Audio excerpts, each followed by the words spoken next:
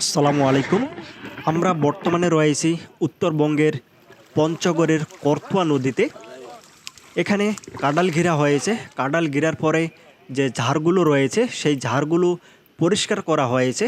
পরিষ্কার করার পরে এখানে অনেক বড় সাইজের এক জাল ফালানো হয়েছে। এই জালটাকে এখন আমাদের মাছ শিকারী ভাইয়েরা আস্তে আস্তে করে টানতেছে।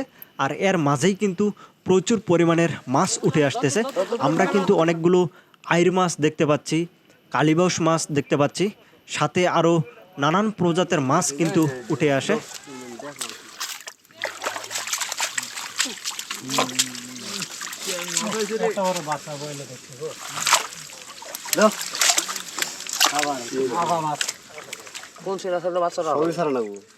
জালে অনেকগুলো মাছ উঠে এসেছে। সবাই মিলেমিশে এই মাছগুলো এখন তুলতেছে। তো যারা আমাদের পেজে নতুন তারা আমাদের পেজটিকে ফলো দিয়ে আমাদের সাথে থাকবেন এবং উপভোগ করবেন একেবারেই গ্রামীণ প্রাকৃতিক পরিবেশের মাছ ধরার চিত্র। তো দেখেন অনেক বড় বড় সাইজের আইর মাছ আমরা দেখতে পাচ্ছি। এই আইর মাছ খেতে অনেক সুস্বাদু হয়ে থাকে। বিশেষ করে এগুলো হচ্ছে নদীর মাছ।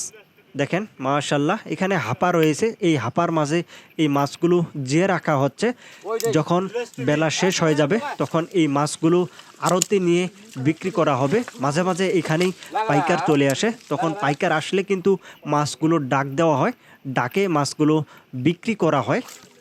তো আজকের পর্ব আমরা এই জায়গায় শেষ করব। দেখা হবে আগামী পর্বে। সে পর্যন্ত ভালো থাকবেন, সুস্থ থাকবেন। ধন্যবাদ সবাইকে।